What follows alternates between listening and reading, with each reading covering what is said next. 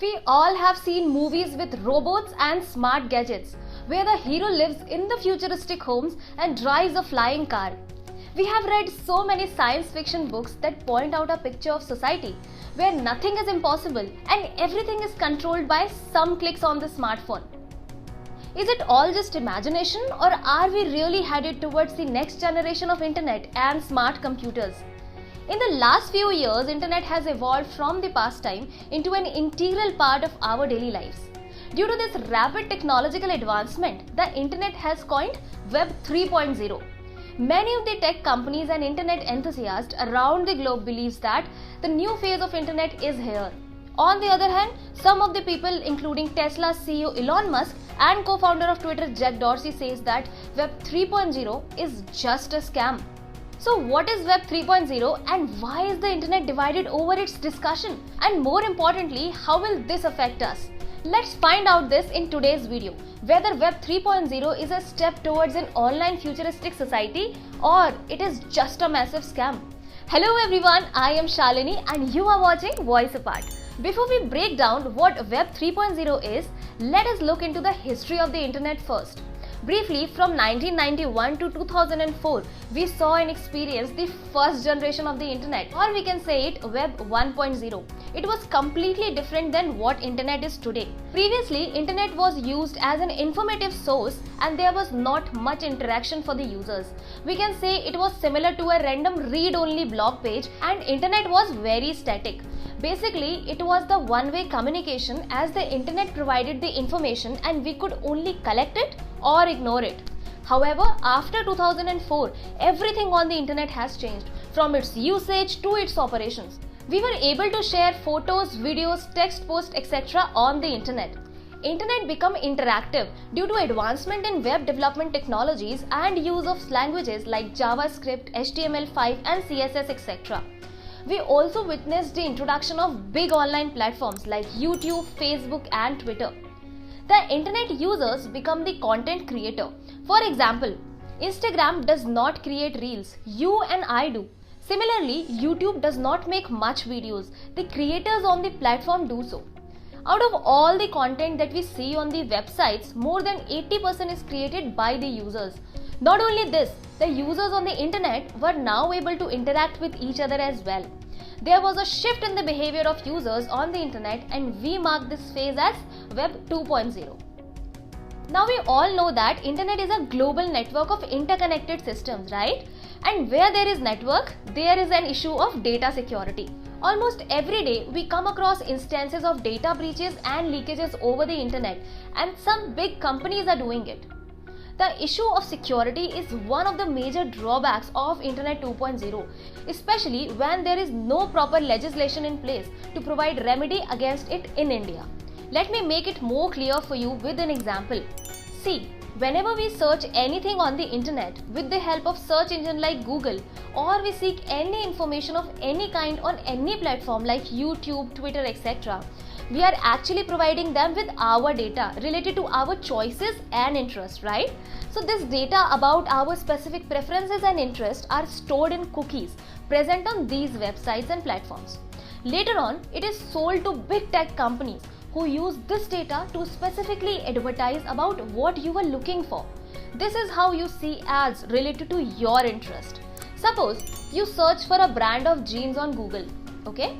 Because of your shown interest, Google gets a notification to show you advertisement on your device and even nearest shops who will sell that particular brand on Google Maps. And for this, Google charges money from these shops and brands. This change in internet paradigm brings us to Web 3.0. So what is really Web 3.0? In simple terms, Web 3.0 will bring in the solution to data security problems. Basically, Web 3.0 mirrors human intelligence with the help of AI, or we can call it artificial intelligence, which operates on machine learning and blockchain technology. It would enable users to run innovative programs and applications by providing them with the necessary trusted resources like open network and permissionless networks. To understand this further, let us look back at the benefits of Web 3.0 first. Since Web 3.0 will use blockchain technology, the data will be secured far more comprehensively than what it was secured in Web 2.0. What blockchain does is that it simply stores the data in a decentralized manner, meaning data will be spreading across the network instead of being at a particular centralized location. This would dismantle the large data sets which are currently managed by big companies like Google, Meta, etc. and will give more power to the users like you and me. Okay. Also, because of this, blockchain Web 3.0 will enable the user to mask their identities and remain anonymous. Web 3.0 would also be helping us to build trust, as parties involved in the transaction of any kind will be independent of the middleman and would not require permission of any sort from the governing body.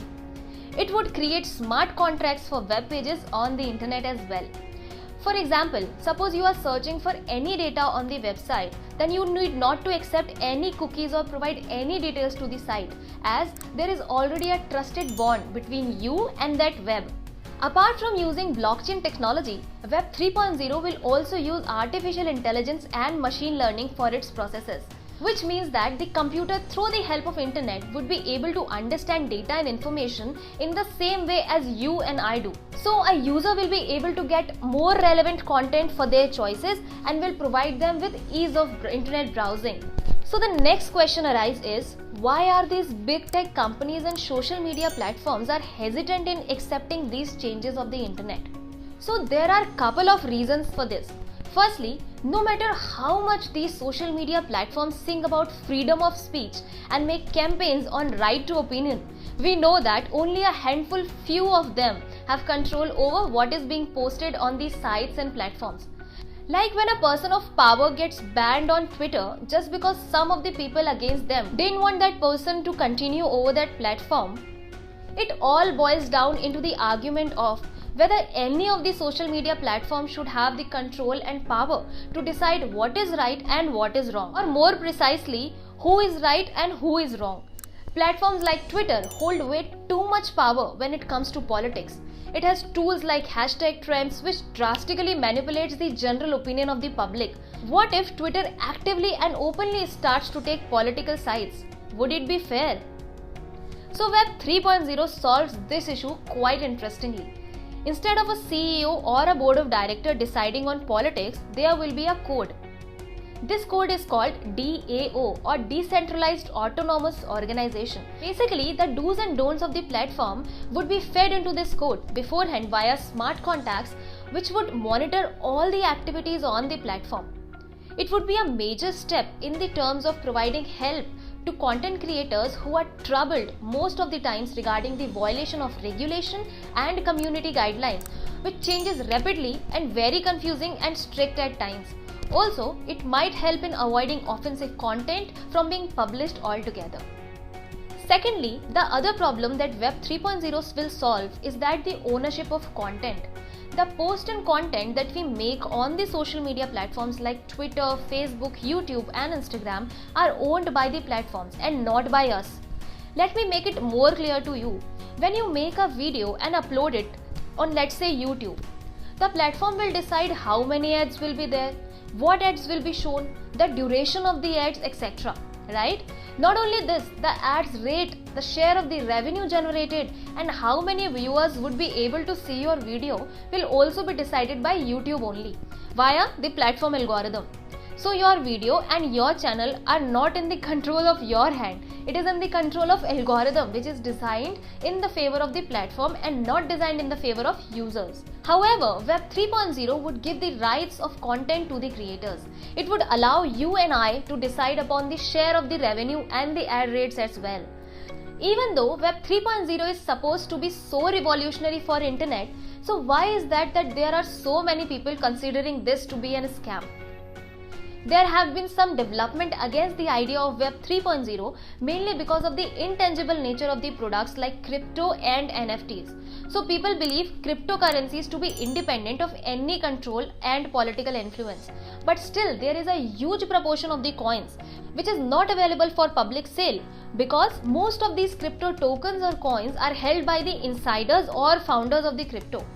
Also, there are no CEO, means that there is no one person or a particular organization which would control these things, so there would be no one to hold accountable. Since Web 3.0 is also a network, it is prone to crime. But on current scheme of things, there remains a chance to get hold of the criminals and internet trolls. However, on the network with completely anonymous and private users, tracking would be almost impossible. There will be no one to take responsibility for these scams on Web 3.0. Recently, there have been several instances of theft of crypto tokens and coins from big enterprises, and the culprits are still at large.